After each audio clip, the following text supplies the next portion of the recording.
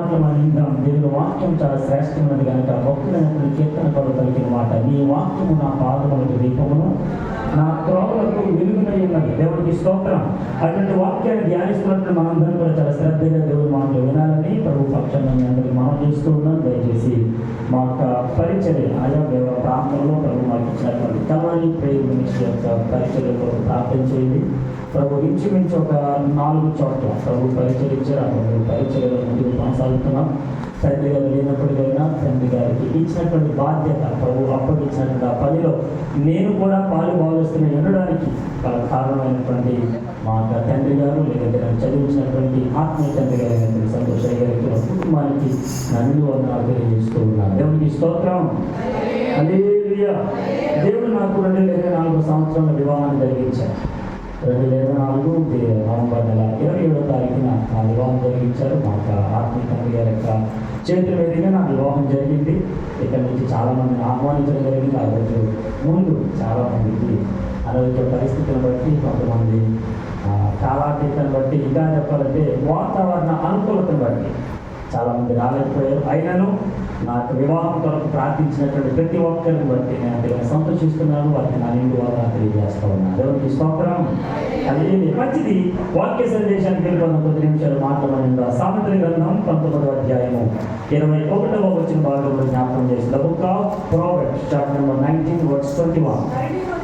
నరుని హృదయంలో ఆలోచనలు అనేకములుగా పుట్టును, యెహోవా యొక్క తీర్మానమే స్థిరము. దేవునికి స్తోత్రం. దయచేసి నాతో మాట్లాడుదాం. నరుని హృదయంలో ఆలోచనలు అనేకములుగా పుట్టును, యెహోవా యొక్క తీర్మానమే స్థిరము. మంచిది. ప్రార్థన చేసుకున్న కలుపుతున్నాం. పరిశుద్ధులైన మా కళ్ళంతని కదా మీరు ఇచ్చినటువంటి మంచి రోజు బట్టి మమ్మల్ని నీ సన్నిధానం మీరు తెలియచేది 10 నిమిషాలు మీ మాట ధ్యానించుకోవడానికి ఇచ్చిన సమయాన్ని బట్టి మీకు వందనాలు చేయవచ్చు. పిల్లలందరూ బట్టి ప్రార్థిస్తాం. రానున్న వాళ్ళని సజావులో తోడుకరండి. ఈ ఆరాధన జరిగించిన యేసు క్రీస్తు పరిశుద్ధమైన నామములో అడిగి పొందుతున్నాము మా ప్రభు తండ్రి.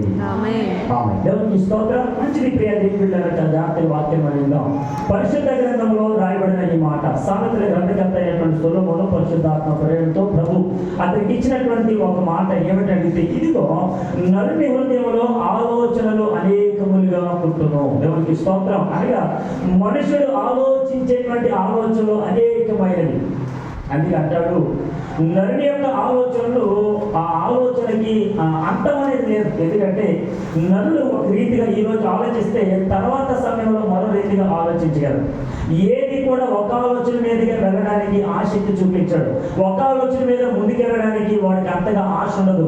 ఆలోచన మీద స్థిరపడడానికి అటువంటి ఆలోచన లేకపోయినప్పటికైనా ఒక ఆలోచన కాకపోయినా మరొక ఆలోచన ఈ రీతిగా చేద్దాం, ఆ రీతిగా చేద్దాం. మనకు బైబిల్ రాబడిన మాట యెహోవా ఉద్దేశము, ఇంకా రాబడిన మాట కింద మాటలో యెహోవా యొక్క తీర్మానమే స్థిరము. దేవునికి స్తోత్రం. అనగా ఈ లోకపరమైనటువంటి మనుషులు ఆలోచించేటువంటి ఆలోచన కంటే, ఈ లోకపరమైనటువంటి మనుషులు ఆలోచించేటువంటి ఆలోచన కంటే, ఈ లోకపరమైన మనుషులు ఏదైతే ఆలోచిస్తున్నారో వాటి ఆలోచన కంటే నా దేవుని యొక్క ఉద్దేశము తీర్మానము స్థిరమైనది. దేవునికి స్తోత్రం. గట్టిగా హల్లెలూయా.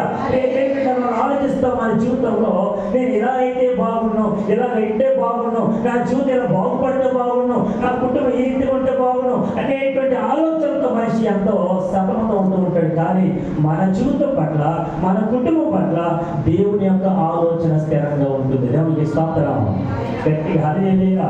ఒక ముగ్గురు గురించి, నేను 3 వ్యక్తుల గురించి ఈ రోజు మనం ధ్యానం చేసిన త్వరగా ముగిస్తాను. చదవండి. పరిశుద్ధ గ్రంథంలో రాయబడిన ఒక మాట, పరిశుద్ధ గ్రంథంలో రాయబడిన ఒక మాట, ఆదికాండ గ్రంథంలో రాయబడిన ఒక మాట మీతో జ్ఞాపకం చేస్తూ ఉన్నాను.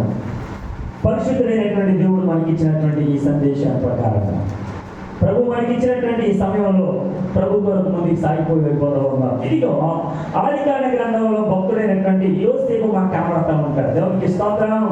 గట్టిగా హల్లెలూయా. ఈ భక్తుడి గురించి మనం ఆలోచన చేసినప్పుడు చిన్నతనంలోనే తండ్రికి ఇష్టడిగా, చిన్నతనంలోనే తండ్రికి ప్రేమికుడిగా, చిన్నతనంలోనే తండ్రి ఆజ్ఞాపించినటువంటి ప్రతి పని పనిలో నిమగ్నత కలిగి శ్రద్ధ కలిగి ప్రతి కూడా చేసేటువంటి వాడిగా యోసేపు భక్తులు మనకు కనబడతా ఉంటాడు. దేవునికి స్తోత్రం. ఈ యోసేపు అన్నాదమ్ముల కంటే చిన్నవాడైనా, కుటుంబంలో చిన్నవాడైనా తండ్రి ప్రేమకు భక్తుడిగా ఉండిపోయాడు. తండ్రి ప్రేమకు లోనెటువంటి వాడిగా కనబడుతున్నాడు. తండ్రి ప్రేమను పొందుకున్న వాడిగా కనబడుతున్నాడు. కానీ ఇతని మీద వాళ్ళ అన్నగారు ఆలోచించిన ఆలోచన కంటే ఈ యోసేపు మీద దేవుడికి ఆలోచన బహు గొప్పది. దేవునికి స్తోత్రం. హల్లెలూయా.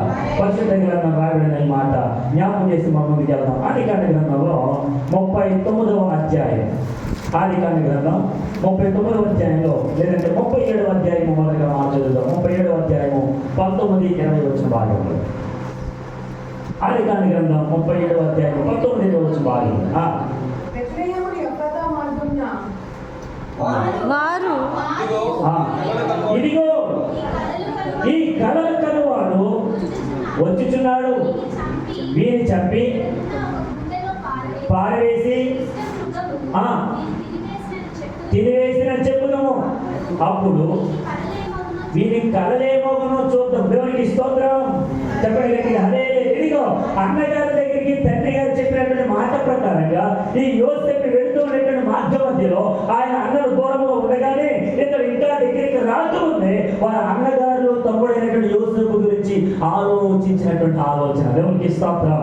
ఈ రోజు మనం దేవుని మందిరానికి రాకముందే, మనం ఇంటిలో ఉండగానే మన దేవుని మందిరానికి వెళ్ళడం అనేటువంటి ఆలోచన రాకముందే మన దేవుని ఆలోచన మనకంటే చాలా గొప్పది. దేవునికి స్తోత్రం. అందుకంటే 19 వచనంలో యెహోవా పేరిట వచ్చేవాడు ఆశీర్వాదవంతుడు కాక. దేవునికి స్తోత్రం. యెహోవా మందిరంలో నుండి నేను మిమ్మల్ని దీవించుచున్నాము అనేటువంటి మాట ప్రకారంగా ఆలోచన చేస్తే మన ఆలోచన కాదు, దేవుని ఆలోచన స్థిరమవుతుంది. దేవునికి స్తోత్రం. మనం అనుకుంటాం వెళదామలే, చేద్దామలే, చూద్దామలే, ఇవన్నీ ఎప్పుడు జరిగాయే కదా, ఇవన్నీ చూస్తున్నటువంటివే కదా, ఇవన్నీ కూడా ఎప్పుడు జరుగుతున్నటువంటివే కదా, ఈ సంఘటనలు బట్టి, ఈ ఆధారాలు బట్టి, ఈ పరిస్థితులు బట్టి మనం ఎందుకైనా కృంగిపోవాలి, రేపొద్దునటువంటి విషయంలో మారుతుంది కదా, రేపొద్దునటువంటి రోజున మారుతుంది కదా అనేటువంటి ఆలోచన ప్రకారంగా మనం అడుగు వేస్తున్నప్పటికైనా ప్రభు చెప్తున్న మాట ఏంటంటే నీ ఆలోచన కాదు, నా ఆలోచన నీ జీవితంలో స్థిరమవుతుంది. దేవునికి స్తోత్రం.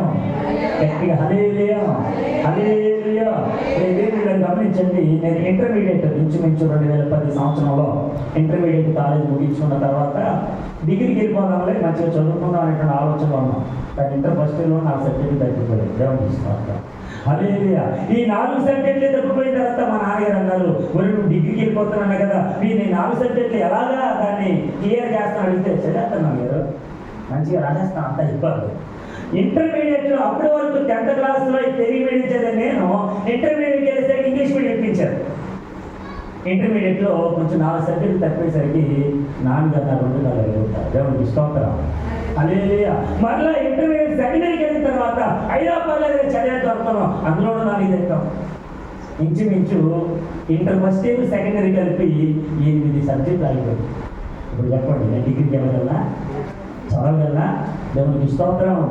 అదే ఇక్కడ గమనించదగిన విషయం ఏంటి తెలుసా, అక్కడ తప్పిపోయి నన్ను నా జీవితంలో నేను తీసుకున్నటువంటి ఆలోచన కంటే, నా తీర్మానం కంటే దేవుని యొక్క తీర్మానము, దేవుని యొక్క ఆలోచన, దేవుని యొక్క ఉద్దేశము స్థిరమైనది కనుక ఈ రోజు నన్ను ఇక్కడ నిలబెట్టాడు. దేవునికి స్తోత్రం. వారి యొక్క అతని దేవుని సేవకుని అవుదామనేటువంటి ఆలోచన కూడా నాకు లేదు. పాస్టర్ అవుదామని ఉద్యోగం చేయాలి, జాబ్ చేయాలి, డబ్బు సంపాదించాలి, ఇది ఆలోచన. నాన్నగారు ఎప్పుడైతే బీటెక్ ఫస్ట్ ఇయర్ అయిన తర్వాత ఇంటికి వాక్యం చెప్పారు. ఈ వాక్యం చెప్పిన తర్వాత లోపలికి ఇచ్చిన నాన్నగారు అన్నమాట, వరే ఏంటి ఎలా చెప్పిన వాక్యం అడిగితే, నాకే మన ఫస్ట్ ఇయర్ కదండి, అప్పుడు ఏం నేర్పించలేదని, ఎవరు రాలేదండి అని అన్నా. అసలు ఏం చేయాలని నీ ఉద్దేశం ఏంటి, నీ ఆలోచన ఏంటి అని అడిగితే, లేదు కానీ నేను జాబ్ చేస్తానని అన్నా.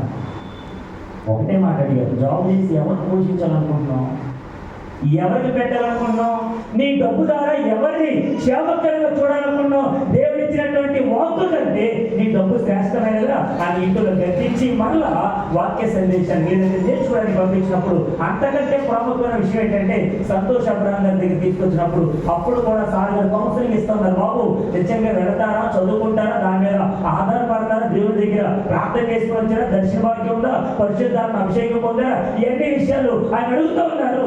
నేను మనసు ఆలోచన ఇంటికి అంత బాగుంటుంది కదా, ఎందుకని ఆ సంగీతంగా దేవుడు తీసుకోవటాను అలా నుంచి చెప్తున్నామా, అలా నుంచి పైకి తీసుకోవాలి కదా. హల్లెలూయా. నేనేమిలా గమనించండి, నా ఆలోచన కాదు, దేవుని ఆలోచన స్థిరమైనది. ఆ ఆలోచన మీద ఆధారపడినటువంటి ఈ యోసేపు మాట్లాడుతున్న మాట ఇదిగో, యోసేపు వస్తూ ఉంది కానీ యోసేపు తన అన్నగారి యొక్క ఆ క్షేమమును తెలుసుకోవడానికి తండ్రి ఆజ్ఞాపించినటువంటి ఆజ్ఞ ప్రకారంగా